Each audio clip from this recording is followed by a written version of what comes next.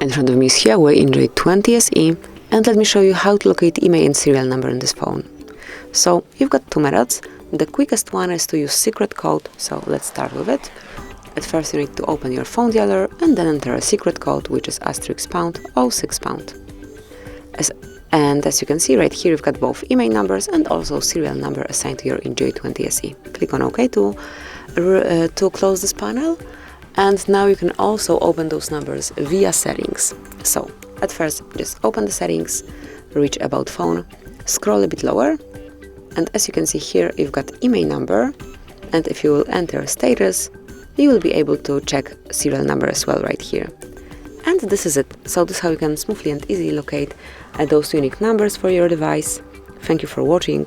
Please subscribe our channel and leave the thumbs up.